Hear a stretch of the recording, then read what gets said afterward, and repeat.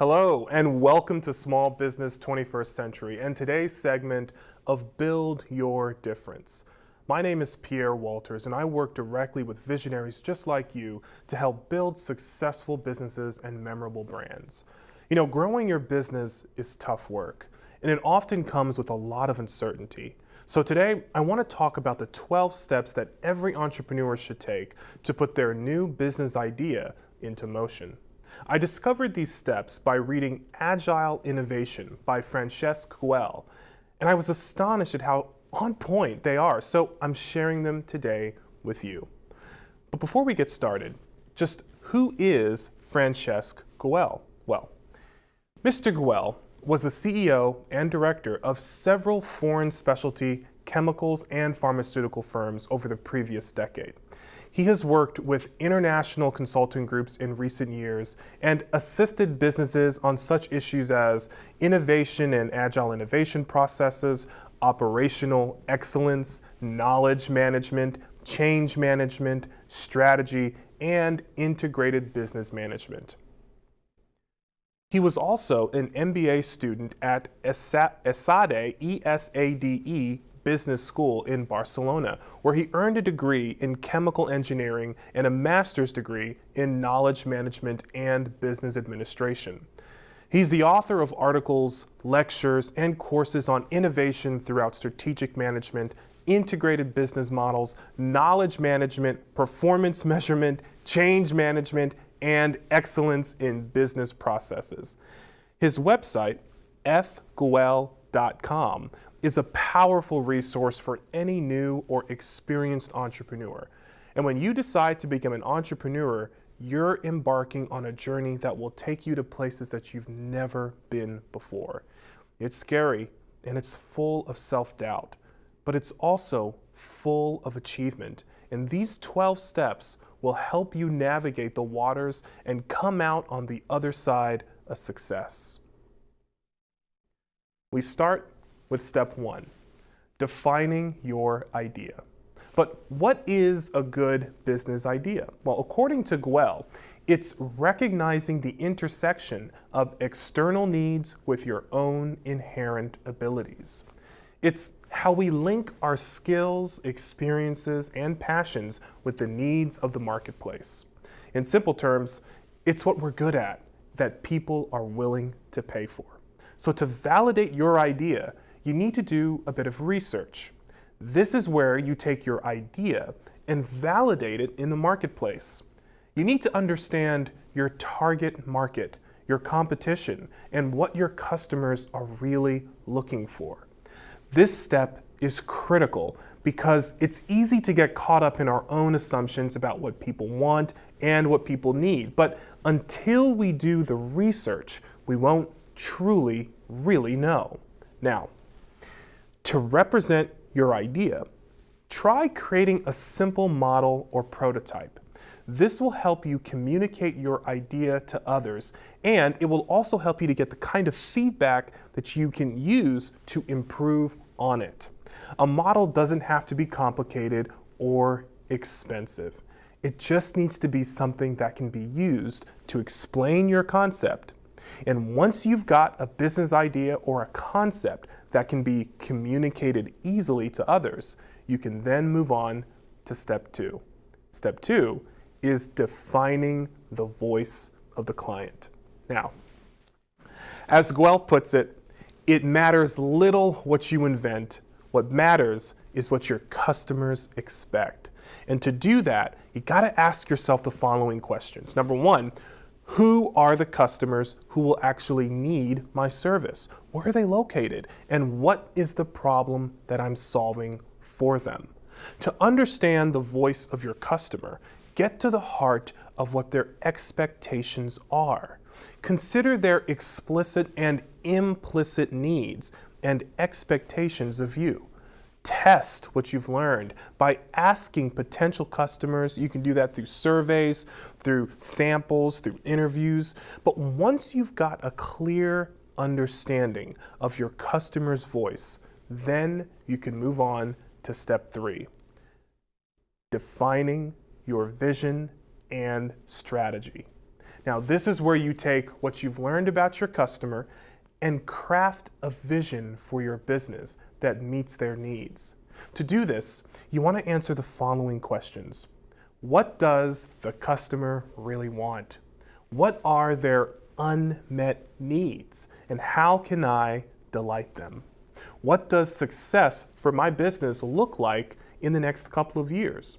When thinking through your strategy, consider where you are on day 1 and where you want to be on day 700, which is a couple of years later, okay?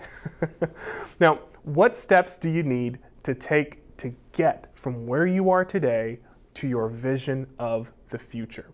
With this in mind, you can then move on to step 4, the customer value proposition. Learning how to create value from the beginning and with a clear customer value proposition is the crux of any business strategy.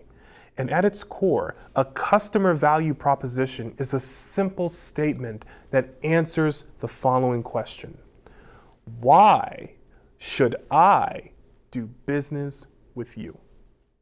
It's how you explain what makes your business unique and why someone should buy from you. Now, there are 4 key components to creating a great customer value proposition. The first is identifying the problem that you're solving for your customer. The second, explaining how you solve that problem better than anyone else.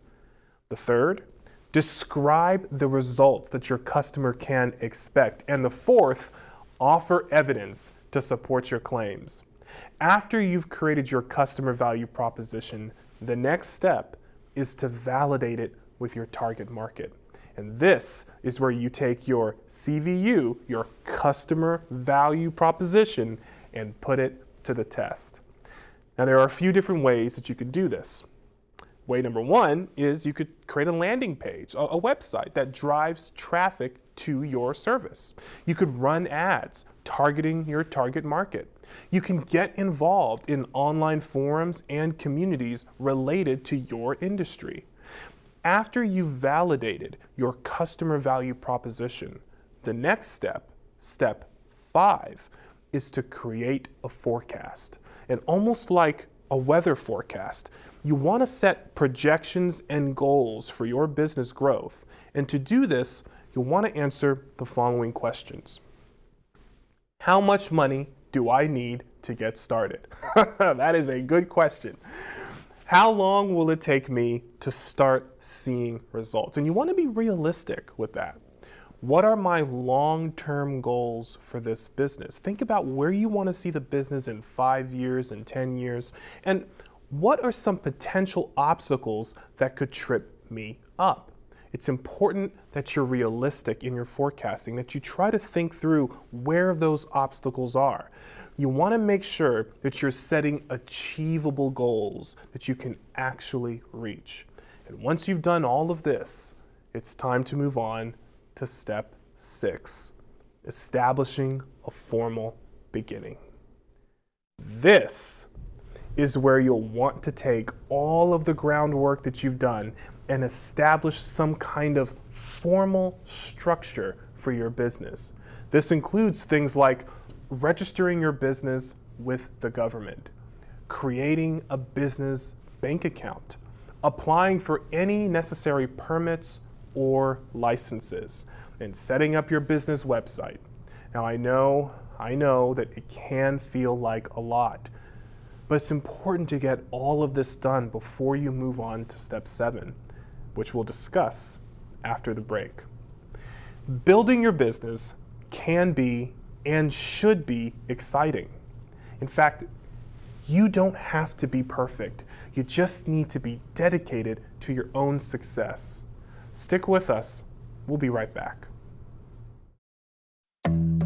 Minds can achieve anything. We make sure they get to college. Federal student aid provides more than $150 billion in grants, loans, and work-study funds to make college possible for anyone with the mind to get there. Because if given the chance, minds will do great things. Federal Student Aid, proud sponsor of the American Mind. Learn more about money for college at studentaid.gov. Hello and welcome back to Small Business 21st Century, formerly Skills to Pay the Bills, and today's segment of Build Your Difference. My name is Pierre Walters, and in this episode, we're discussing the 12 steps of entrepreneurship. Now, so far, we've covered a lot of important ground, from coming up with your business idea to putting together a customer value proposition. Now, it's time to move on to step 7. Which is all about taking action and making things happen using numbers on paper. This is the financing stage, where you'll use a balance sheet to determine your potential startup costs. Your balance sheet will list all of your business assets, including things like cash, equipment, and inventory. It will also list your liabilities, which are anything that you owe, like loans or credit card debt. Once you have a clear understanding of what you need to get started, the next step is to find the money to finance your business. And this can come from a variety of sources, including personal savings, loans from family and friends, or even venture capitalists. The important thing is that you have a solid plan for how you're going to spend the money that you raise. And this leads us nicely into step 8, creating a lean business model. You see, you want to be a lean startup because it's important to be efficient with your resources. This means creating a business model that allows you to get your product or your service to your market quickly and without spending a lot of money. There are a few very different ways that you can do this, but one popular method is called the minimum viable product. Have you heard that term, minimum viable product? Well, it's the version of your product or service that has the bare minimum number of features. If you've ever used a social media network, many times when they first launch, they launch as a minimum viable product. They launch with the fewest amount of features. Typically, if you download an app from the App Store on your phone or on your computer, if that app is just recently launched, then they're in that same stage, that minimum viable product stage, where they're launching it just to get those initial users. And you know, in this software age where you're constantly getting updates on your phone, updates for the apps that you're using, updates for your social media networks, those updates are the culmination of those businesses adding more features and expanding and fulfilling the promise of their business or of their service. So when they launch, it's often that minimum viable product, but as they continue to grow the product and release updates, they're expanding and building it out to really what the full vision is. And you can do that too with your business, because this allows you to get your product out there quickly and to start collecting feedback from customers. And you can use that feedback to improve your product or service before releasing a fully fledged version. Now, the minimum viable product is just one example of how you can be lean in your business model. There are other ways to do it as well, but we'll save that for another day. For now, let's move on to step 9, which is called agile innovation. Whew, agile innovation. What does that mean? Well, it's all about being flexible and adaptive to your approach to business. This is a critical skill because, you know, when you launch your business and when you begin serving customers, you'll find that not everything goes according to plan. I mean, we may have mapped out our business plan, we may have set our roadmap, we may have done our forecasting and our budgeting on paper with our vision and our strategy, but you know what? Things don't always play out the way we want them to, just to be quite frank. And you know what? Sometimes they even say, when you plan, and you plan well, you're planning to make those changes. Okay, it's like you're You're walking in with a plan that this is what I'm going to do, this is how things are going to play out, but I'm going to be adaptable, I'm going to be agile, because guess what? When something happens that isn't quite what I've predicted, I want to be ready to pivot, I want to be ready to go with the flow, make subtle changes quickly and efficiently to keep moving.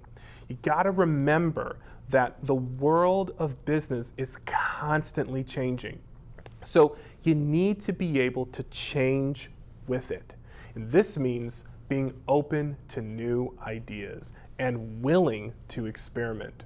It also means being able to pivot quickly when necessary. Pivoting is when you make a major change in your business strategy in response to feedback or new information. For example, let's say you're starting a new online business selling pet supplies, and after doing some market research, you realize that there's already a lot of competition in this space. Now, you might decide to pivot and instead focus on selling pet supplies to a niche market, like, say, dog owners who live in urban areas. This would be a major change in your business strategy, but it could be the difference between success and failure.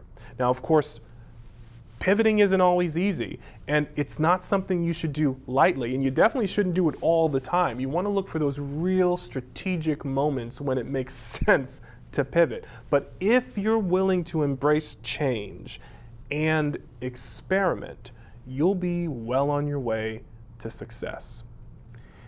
That brings us to the next step in our journey, step 10, which is called design. Now, how can you use design to improve your customer's experience? Well, you got to think about the design of your website, your product, or even your business card. All of these things should be designed with your customer in mind. Your goal is to make it as easy as possible for them to do business with you. Successful design plays a direct role in fundamentally increasing business opportunities with your customers. And with increased business comes a need for systems and processes to help your business run smoothly as it scales. So, step 11 is all about basic processes. As your business grows, you'll need to put systems and processes in place to help it run smoothly. This includes things like setting up basic accounting and bookkeeping systems, creating customer service protocols, and establishing employee onboarding and training procedures. Putting these systems in place may not be the most exciting part of starting a business, but it is absolutely essential. Think about it this way. If you start an online business, and let's say you're selling those pet supplies, and maybe for the first couple of months of running your business, you're getting, maybe one customer, two customers, maybe a dozen customers, maybe 20 customers coming to your website and purchasing your product. What happens when overnight that marketing that you've been working on, what happens when overnight that marketing hits a nerve and suddenly your online traffic goes from 20 customers to 120 customers, or from 20 customers to 2,000 customers overnight? Do you have the systems and processes in place so that that can be a smooth transition? If you're in the background receiving all these orders and personally packaging all those pet supplies and sending them out to each individual customer and doing that all personally, driving those packages to the post office one at a time and shipping them out, I mean, you're going to have a lot on your plate when you go from 20 to 2,000 customers overnight. It's almost impossible for you to be able to fulfill every single one of those 2,000 orders in a timely fashion. And that's why you want to prepare for that eventuality by implementing basic processes and systems to automate those procedures, so that automatically, if you have those 20 customers, their orders are being fulfilled. And if that should grow to 2,000 overnight, every single one of those 2,000 orders are fulfilled just as quickly, just as efficiently, and without any sweat off your back. Now, last but not least, we come to step 12, which is all about organization. But what does Gell mean when he says organization in this context? Well, at this stage, he's describing an organization that is designed to transmit values and habits that result in best practices. Why is this important? Well, this is important because it sets the stage from day one that your business will be designed for growth, for scale, and for meaningful impact in your unique field. When you start with the end in mind, it's much easier to make decisions along the way that will help you get there. And what I love about Gell's 12 Steps of Entrepreneurship is that they can be applied to any business, no matter what stage you're at. Whether you're just starting out or you've been in business for years, these steps will help you to get organized and to set you up for success. It's so easy to get caught up in the day-to-day of running a business and forget about the bigger picture. But the bigger picture is important because it will help you to make those long-term decisions that align with your goals. And it's also what will help other external supporters grab hold of your vision and commit resources to support your growth. Now, you may be wondering, what's next? Well, the answer is up to you. Remember, you don't have to have the answer on day one, and you don't need to do everything all at once. The most important thing is that you get started and to keep moving forward. The 12 Steps of Entrepreneurship are a great framework. They're a great framework because they can help you to do just that. But in my own personal journey, I can tell you, I have made numerous mistakes along the way. I've started businesses that have failed, and I've also had a lot of success. And the most important thing that I've learned is that it's okay to make mistakes. What's not okay is to give up. So whatever you do, don't give up on your dreams. Keep moving forward, one step at a time, and you'll get there. Mistakes will happen along the way. That's totally normal.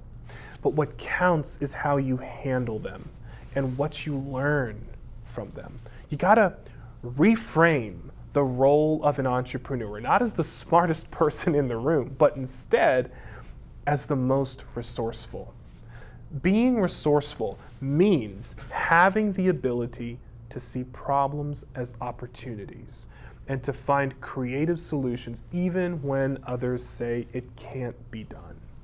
It's this resourcefulness that will help you succeed in spite of all of the challenges that you'll face along the way. It also means having the courage to keep going even when you want to give up. The best way to be resourceful is to start from the beginning with a small team of your most trusted supporters, your own inner circle of trust, which is filled with people who can contribute insight that covers your blind spots. And you're gonna have blind spots. Your own inner circle can also help you to simplify your own responsibilities. This is what entrepreneur Francesc Güell says and calls the 12 Steps of Entrepreneurship. And these are the steps that I've used in my own business to create significant growth and impact. And I'm still using them because I'm not all the way there. I'm not yet at where I would like to be. There's still a roadmap ahead, but these steps help to keep me focused and to help keep me moving in the right direction. I know that they'll do the same for you.